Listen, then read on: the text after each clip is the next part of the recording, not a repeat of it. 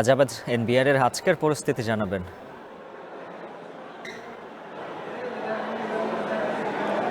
উজ্জ্বল, যেমনটি বলছিলেন, জাতীয় রাজস্ব বোর্ড এনপিআর বিলুপ্তির অধ্যাদেশ জারির পর থেকেই বেশ টালমাটাল, একটু বেসামাল এনবিআর এর প্রধান ভবন।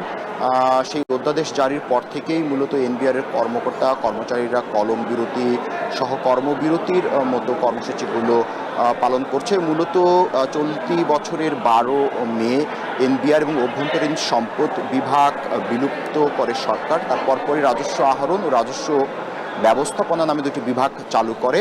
সেটির প্রতিবাদে মূলত এখন প্রায় 4 থেকে 5 হাজার কর্মচারী কর্মকর্তার যে কর্মবিরতি সেটি চলছে। এনবিআর সংস্কার ঐক্য পরিষদের ব্যানারে এই কর্মবিরতি করছে 4 থেকে 5 হাজার কর্মকর্তা কর্মচারী। আমরা যে এখানকার যারা এই বিক্ষোভ বা কর্মবিরতি করছেন তাদের নেতৃবৃন্দের সঙ্গে কথা বলার সুযোগ হয়েছিল। তারা মোটা দাগে আমাদেরকে যে বিষয়টা জানিয়েছেন, তারা বলছেন যে সৎকার নয় সংস্কার, বিলুপ্ত নয় এনবিআর, এমন কিছু বলছেন। চেয়েছিলাম সংস্কার করে দিল, সৎকার বলছেন সৎকার নয় সংস্কার, বিলুপ্ত নয় এনবিআর। তারা বলছে যে এই রাতে কেন এমন সিদ্ধান্ত নেওয়া হলো, মধ্যরাতের এই অধ্যাদেশ বাতিল করতে হবে, এমন নানা স্লোগান, ব্যানার, ফেস্টুন, প্লাকার্ড নিয়ে মূলত তারা এই যে কর্মবিরতি সেটি পালন করছে। বলছে সংস্কার হোক রাষ্ট্রের স্বার্থে, এনবিআর বিলুপ্ত,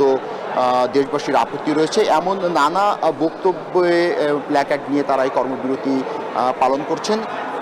তাদের সঙ্গে কথা বলার সুযোগ হয়েছিল। তারা বলছেন যে এনবিআর এর যে দুটি চলন্ত সিঁড়ি রয়েছে সেগুলোর পাশাপাশি এনবিআর এর যে আমদানি রপ্তানি, ভ্যাট, ট্যাক্স, অন্যান্য আরও সম্পদ আহরণ সহ অন্যান্য আরও যে সেবাগুলো তারা দিয়ে থাকে এনবিআর থেকে, সেই সেবাগুলো এখন পর্যন্ত বন্ধ রয়েছে।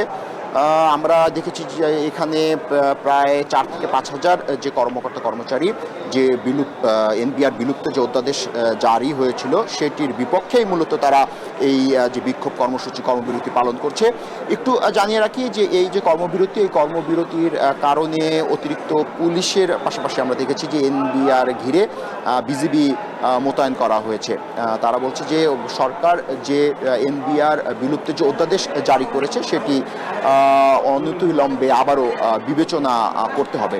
যতক্ষণ পর্যন্ত সেই সিদ্ধান্তে বিবেচনা না করা হবে ততক্ষণ পর্যন্ত এই কর্মকর্তাদের যে কর্মবিরতি সেটি চলবে বলে কিন্তু আমাদেরকে যে সংস্কার ঐক্য পরিষদের যে নেতৃবৃন্দ রয়েছে তারা আমাদেরকে এই বিষয়টি নিশ্চিত করেছে। উজ্জ্বল, এনবিআর কর্মকর্তা কর্মচারীদের কর্মবিরতির খবর জানাচ্ছিলেন সহকর্মী জাবেদ আবদুল্লাহ।